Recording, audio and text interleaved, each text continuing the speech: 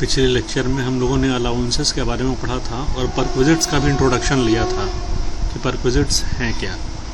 उसके आगे हम और भी सारी चीज़ें देखते हैं। एक बार फिर से परक्विजिट का बेसिक इंट्रोडक्शन ले लेते हैं और फिर उसके आगे देखते हैं चीज़ें।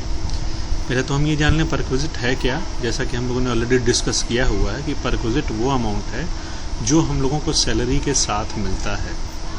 ठीक है, सैलरी के साथ मिलता है इस वजह से कि आपने कोई ऑफिस या कोई पोजीशन होल्ड की हुई है, इसी वजह से आपको वो सेवा मिलती है। ठीक है, जैसा कि यहाँ साफ साफ लिखा हुआ, perquisite means any casual emoluments और बेनिफिट्स। कैजुअल इमोल्यूमेंट्स मतलब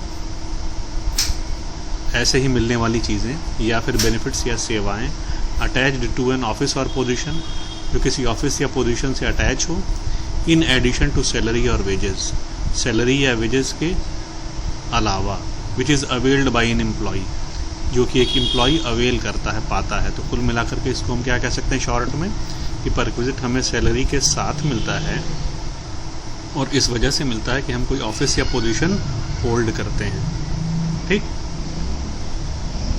अब बेसिक क्वेश्चन दिमाग में क्या आता है, फिर अलाउंसेस और परक्विजिट्स में डिफरेंस क्या है। तो अलाउंसेस और परक्विजिट्स में डिफरेंस बेसिक ये है कि अलाउंसेस हमें कैश फॉर्म में मिलता है, क्योंकि परक्विजिट हमें काइंड फॉर्म में भी मिल सकती है। तो आइए कुछ परक्विजिट्स हम देखें जो कि टैक्सेबल हैं, जो कि इनकम टैक्स एक्ट के सेक्शन 17 सबसेक्शन 2 में मेंशन्ड है, बताई गई हैं। पहला तो है value of rent free accommodation provided by employer.